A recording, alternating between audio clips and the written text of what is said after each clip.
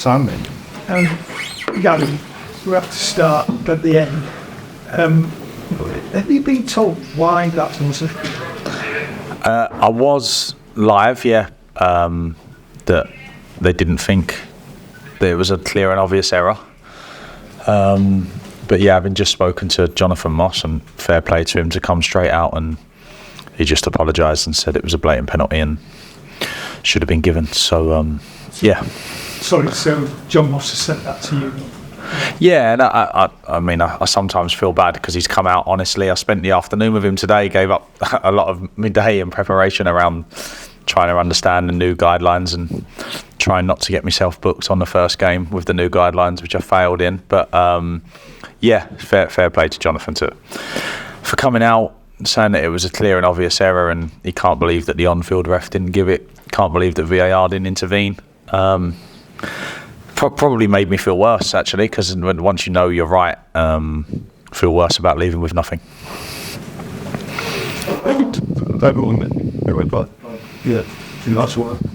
Yeah, I thought the lads were very good. I thought they, huge credit to them to have the change that they've had, and some of the negativity surrounding the place recently to commit to everything that we've asked for, and to be willing to sacrifice and run and tackle and go toe to toe with a top side at a difficult place to come was very proud of them. Just really disappointed for them as well, because they the amount of shots we had, the XG, the amount of times we arrived, we deserved at least a point at least. Getting you arrived at some fun at this game being done. So how did you change it in the 3 or 4 days? I'm not sure how much planning was done before. I just started from zero. So all of that game was the players and the work that we'd done the last 4 days. I don't think there was any. They're a good group of players. They tried to give them some structure. I tried to tell them how I felt it would go today, and fortunately we sort of predicted what Man United would do or what they'd try to do structure-wise. So the pitches that we'd worked on were available to the players. They deserve full credit. But in terms of the work that went on before I was here, obviously, I don't know enough about it. So started from zero on Thursday and tried to get the lads ready to come and win a game, and we got close. Gary, I know you did prefer the club's way. I should say, how believed to say from that performance on created so much, and then the reception you got and the reaction you got from the supporters as well. Yeah, so bigger picture stuff around where I want to take the group and what I think they can be capable of. Of course, tonight was a big step, because 4 days in, coming to a place like this, it could have gone very, very differently. So the fact that the players responded and performed how they did, the fact that there was a fantastic connection with the fans afterwards, stayed after, they have to stay probably, but they were on their feet after a 1-0 defeat, thanking the players, showing their sort of appreciation for the work they put in, and the energy and commitment in the performance, and the quality as well. It wasn't just energy and commitment, there was a lot of quality in there. So that connection is going to be important. Appreciated my welcome. They gave me an incredible welcome. I appreciate that. I believe if we perform like that enough, then we'll be successful more times than not. To a lot as well, we see capacity. Was that something you obviously want to? Yeah, I think I've been asked that question quite a bit. Of course, the lowest scorers last year. So my initial thoughts on that were we need to arrive in good areas with good numbers in the box more, which we did this evening. Obviously, we still didn't score, but one snapshot of one game is hard to judge, but I don't think today was a reoccurrence of the pattern last year. I wouldn't have thought. I didn't watch loads of Wolves last season, but I still believe that today is probably an anomaly for if we arrive that many times with that many numbers in the box, the quality we have in the room, they'll score enough goals, no doubt. You mentioned the negativity around whenever you walked in. None of that was chill. So how did you motivate this group of players to play like that? Yeah, no, just to be clear on that as well, there was no negativity within. So the moment I walked in, I saw a group that were together and that were willing to be led and were willing to commit to what I was asking. So obviously the negativity is more when I was on holiday last week with my family. You could hear noises coming out that you thought, something doesn't quite seem right around the football club. When I arrived, real pleasant surprise around how committed everyone was, how willing the staff were to help. And then when you look at Wolves as a football club, the history, the backing you get from the fans, if you can get a side that is committed and front foot. So, really pleasantly surprised. And I suppose not really surprised. It's an incredible football club, and I'm proud and fortunate to be head coach. Was that the message you gave to the players? How did you produce that performance tonight? Yeah, so 4 days of good work. So first day just around trying to create some habits and hard work, and second day around sort of how we should play and what my thoughts are.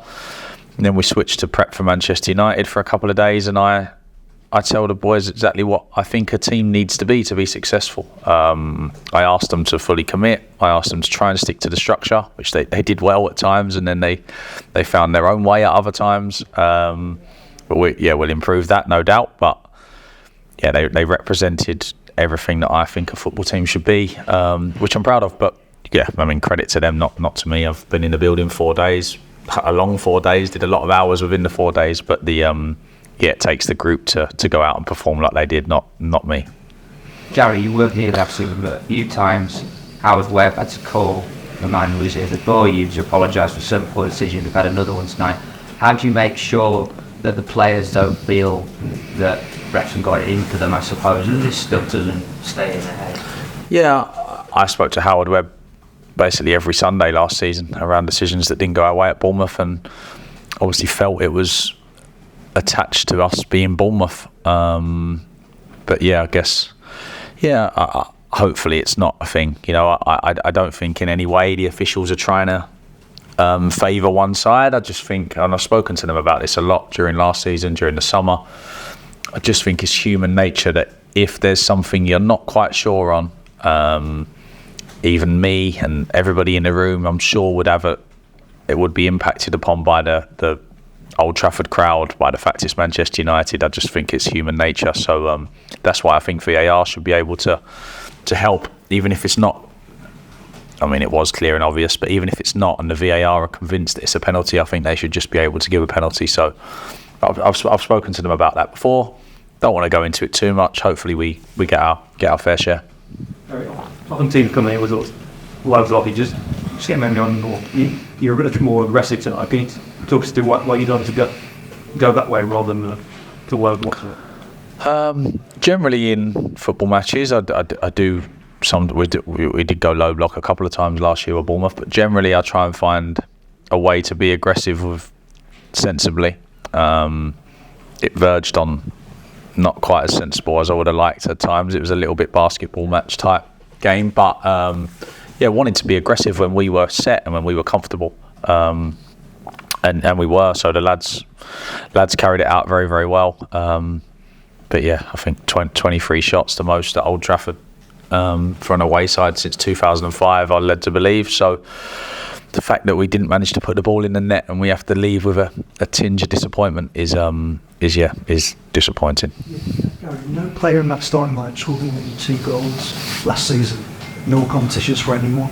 I mean, I know you say you like creating chances and that's all you can do, set the team, but is there nobody that's concerned with these players can't score the goals they need to? No, not at this moment. I think if I've been here a while and we have 23 shots every game and we still haven't scored, then I'll start to be concerned. But at this moment in time, I see players with real quality. See players that I think are capable. So of course, my job to keep getting them to arrive. My job to work with them on being more clinical. And then I'm sure they'll show what good players they are, and we'll score enough goals to be successful. Just on the goals, Matheus Cunha missed a couple of big chances, but had an exceptional performance, I thought. What do you make of the positive impact he had on the side?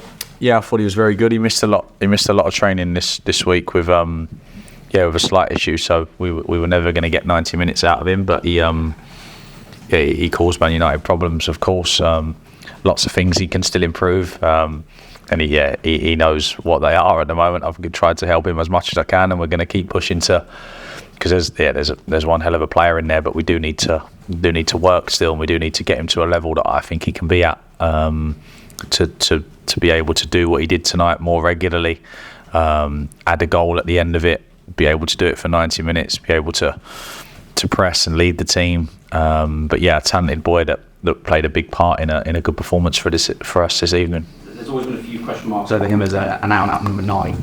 You see that for him, particularly with a performance like that tonight? I think he can do both. I think he could play as the 10. I think he could play as the 9. I think he, tactically he understands. He took on board what we asked of him. So yeah, I think he can do both. But as I say, snapshot. I've only seen him for 70 minutes or whatever he lasted. So sure, I'll learn more as we progress. Gary, Pep Guardiola would call Matheus Nunes one of the best midfielders in the world.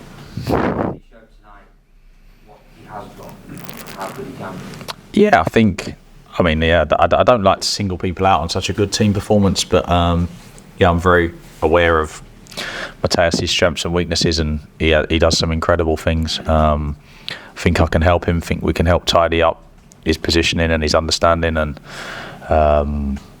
so just excited. As I said when I got the job, excited to work with a group with as much talent as they have.